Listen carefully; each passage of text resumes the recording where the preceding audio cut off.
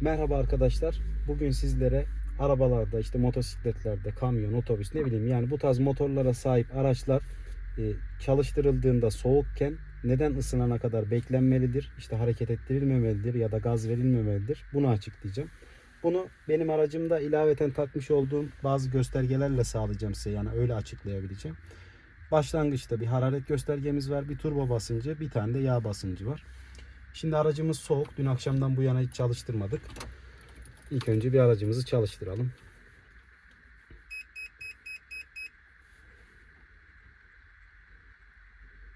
Şu an kızdırmamızı bekledik. Evet. Aracımız çalıştı. Şimdi göstergelerimiz bir kendi haline gelsin.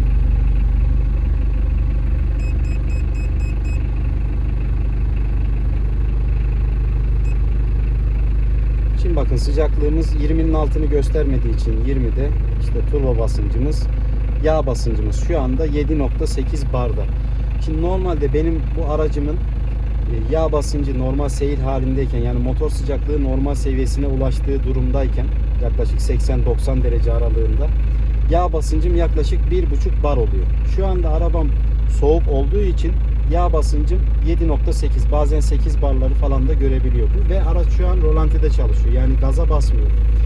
Şimdi soğuk araba neden hareket ettirilmeli bilmiyorum. Bu yağ basıncı bu seviyelerdeyken özellikle 8 bar şu anda bir basınç var. Biz gaza bastığımızda bakın 8.1'lere ve gaza dokunuyorum yani sadece. Biraz fazla bastığımda 8.4'lere gidiyor. Bu durumdayken siz gaza basarsanız ya da aracı işte trafiğe çıkartıp sürmeye çalışırsanız bu yağ basıncı çok daha yüksek seviyelere çıkabilir. Ve bunun aracınızla ilgili şöyle sonuçları olur. Yani yeni nesil arabaların birçoğunda mesela yağ soğutucu sistemi vardır. Plaka eşanjörden oluşan bir yağ soğutucusudur bu. Bu sistem, yani eşanjörlerin hani en üst seviye dayanabilecekleri basınçlar, ortalama test basınçları 15 bardır.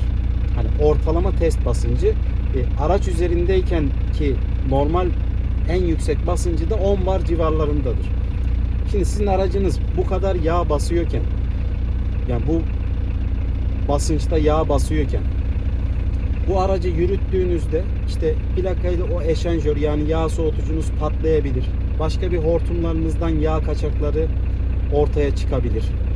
İşte ne bileyim başka bir yerlerden özellikle yağ sızıntıları oluşmaya başlar. Bunun sebebi de şu, basıncın yüksek olmasının sebebi şudur. Yağın viskozite değeri soğukken yüksek olur. Sıcaklık arttıkça bu değer düşmeye başlar. Yani birbiriyle ters orantılı olaraktan çalışan bir sistem bu. Şu anda bakın sıcaklığımız yükseliyor. 22 derecede motor suyu sıcaklığımız. Yağ basıncımız da 7.4'te. Biraz bekledikçe, yani yaklaşık benim aracımda mesela 50 derecelere falan geldiğinde yağ basıncımız yaklaşık 4 barlara falan düşüyor. Biraz bekleyelim. Bunun nasıl aşağıya doğru indiğini siz de görmüş olun. Yani çok basit bir mantık. Bunu sanayideki ustaların da birçoğunu anlatamıyorum. O yüzden böyle bir video yapma gereği duydum zaten. Yani aracınızı seviyorsanız, hani aracınız olur, motosikletiniz olur, benzeri hangi araçsa bu, seviyorsanız ve aracınıza bir zarar gelsin istemiyorsanız, benim size nacizane tavsiyem, aracınızı çalıştırdığınızda kesinlikle bir miktar ısınana kadar aracınızı bekletin. Yani bu aracınızın motorunun ömrünü uzatacaktır. Size ekonomik anlamda fayda sağlayacaktır. Ama bu işte ustalarımızın bazıları olabilir, yani belki bir bilgi eksikliğidir veya tecrübesizlik de olabilir. Ya da belki işini severek yapmıyordur. Bu yüzden böyle şeyleri araştırmayıp işte bir şey olmaz, hemen marşa bas, devam et, git diyor. O yüzden de olabilir. Umarım bu video herkese faydalı olur. Şu anda bakın mesela 31 dereceye çıktık. Yağ basıncımız 6.6'da. Ha bir de şöyle bir detay da var. Yağların numaralarına göre de bu viskozite değerleri değişiyor. Hani bizim bu aracımızda şu an 15-40 yağ var. 15-40 yağdayken, yani 0 derece sıcaklıkta neredeyse 8 bar basıyor. Yeni nesil arabaların birçoğunda bu yağ biraz daha ince, işte 5.30, 5.40, ne bileyim 0.30 olanlar var. Ama o araçlarda da yağ pompaları bu aracınkinden çok daha güçlü. Çünkü yani bu şu an ben size bunları anlattığım araç 88 model dizel bir Pajero. Hani bununla örnek bir işte 1.5 DCI motor, yağ pompası, kullanılan yağ belki bir değil ama değerler hemen hemen birbirine yakındır. Bakın 36 derecedeyiz. Şu anda basıncımız 5.8'e düştü.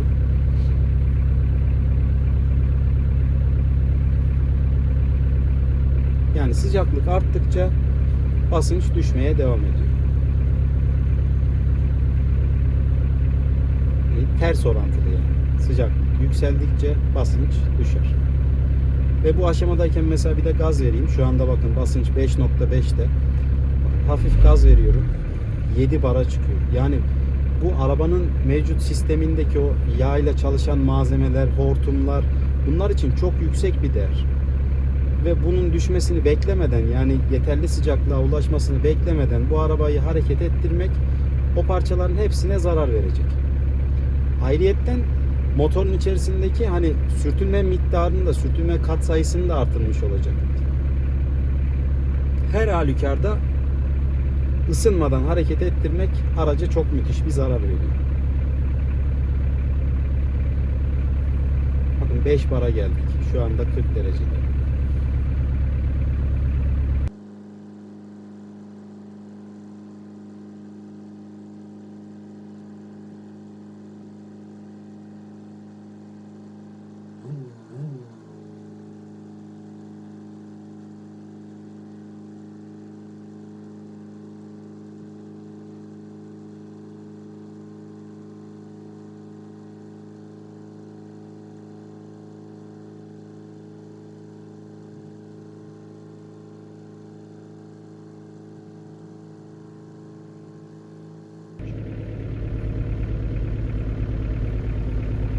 Bakın sıcaklık şu anda 52 derecede, yağ basıncım 3.4'lere kadar düştü. Yine gaz vererek gösteriyorum, bakın nereye gidiyor. Gördünüz mü?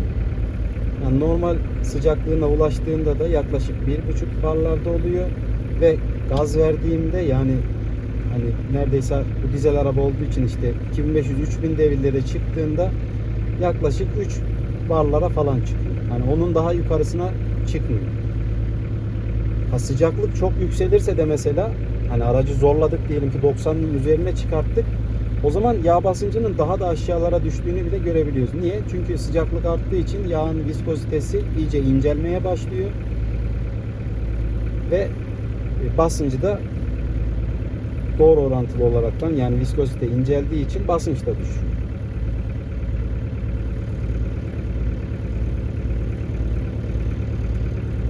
Hatta burada kaliteli yağla işte kalitesiz yağ arasındaki farkı da anlayabilirsiniz. Yani yağların mesela bir perspektifleri var. Hani işte sıcaklığa doğru orantılı olaraktan ya da ters orantılı olaraktan hangi sıcaklıkta viskozitesi nerelerde kalıyor. Bunlar yağın en önemli, yani en kritik noktalarıdır. Üreticiler genellikle işte araçlarını üretirken tavsiye ettikleri yağları bunlara göre seçerler. Hani orada bir işte para kazanma, bir rant elde etmeden ziyade motoruna uygun yağ viskozite değerlerini orada bulduğu için o yağı size tavsiye etmiş olur. Ve koyacağınız yağ hani böyle çok iyi bir yağ değilse, özel bir marka kullanmıyorsanız, ben Liqui-Moly kullanıyorum bu aracımda. Hani reklam olsun istemiyorum tabii ki ama Liqui-Moly kullanıyorum. Gayet de memnunum. Yani viskozite değerleri benim ihtiyacımı karşılıyor.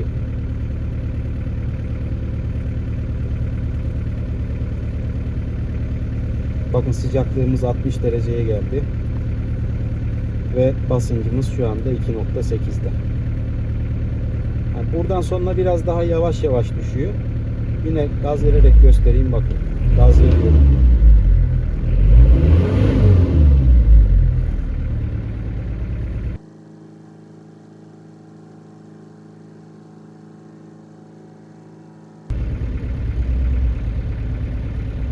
Şimdi bunu izledikten sonra bir de şunu diyebilirsiniz. Yani biz bu kadar arabamızı ısıtıp bekleyeceğiz mi?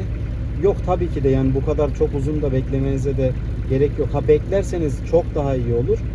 Ama yani malum hani bu kadar beklemeyi hiç kimse istemez. Tavsiye olaraktan söylüyorum bunu da yine. Yani motor sıcaklığı 50 dereceleri kadar görmesi yağın viskozitesinin, yani bayağı bir basıncının bayağı bir düşmesine sebep olacağı için aracınız için biraz daha güvenli seyahat etme imkanı sunacaktır.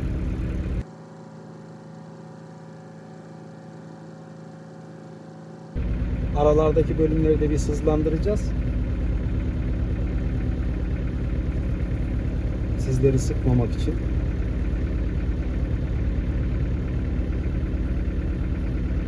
Bakın sıcaklığımız 65'lere geldi.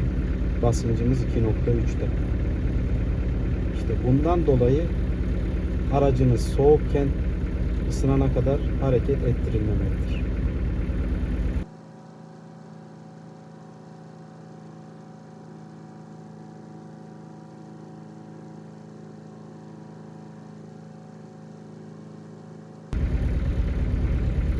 Bakın yine gaza basıyorum.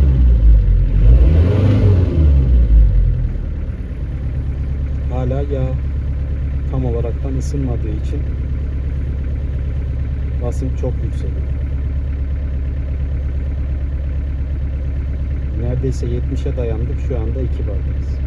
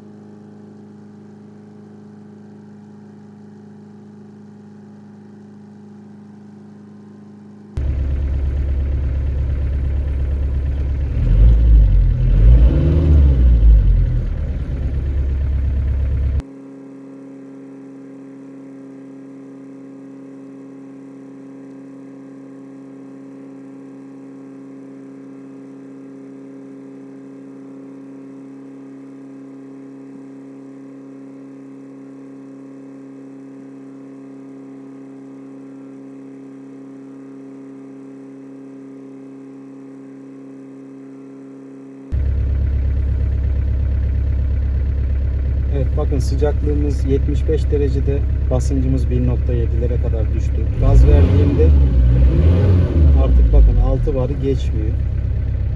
Yani ısındıkça bu basınç daha da aşağılara gelmiş oluyor ve araç için sağlıklı oluyor. Ha bir de şöyle bir olay da var. Soğuk arabayı da neden istop etmemeniz gerekiyor hemen? Pardon, soğuk diyorum, özür dilerim. Sıcak arabayı, yani çok uzun bir yoldan geldiniz veya arabayı çok fazla zorladınız. Hemen aracı neden istop etmemelisiniz? Bunun sebebi de yine burada gösterebiliriz. Şu basınç, araç çok fazla aşırı ısındığında yağın viskozitesi bozulduğu için, biraz önce söylemiştim onu. Basıncı çok daha aşağılara düşüyor. Yani neredeyse 0.5, 0.4'lere kadar düşebiliyor. Aracın soğutma sıvısı 100 derecelere ulaştığında. Bu durumda da aracı rolantıda bırakırsanız aracınız bu sefer de yağlamayı tam olaraktan yapamayacağı için parçalara zarar vermeye başlıyor. Yani çok uzun bir yoldan geldiniz ya da aracınızı çok zorladınız. O zaman da rolantıda aracınızı yine bekletin ama az bir miktar gaz verin. Yani şöyle basıncı biraz yükselmiş olsun. Tabi bunları siz gösterge olmadığı için göremiyorsunuz ama bu anlattığıma göre ne demek istediğimi kavrayabilirsiniz. Sıcaklığımız 77'ye geldi. Bakın basıncımız 1.6'larda.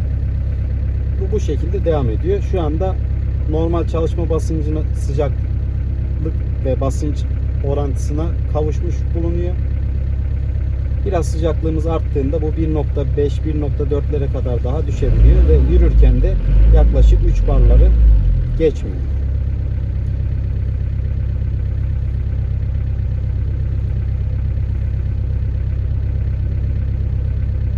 Eksik veya yanlış anlattığım bir şey varsa kusuruma bakmayın. Ama hani fizik yanılmaz yani.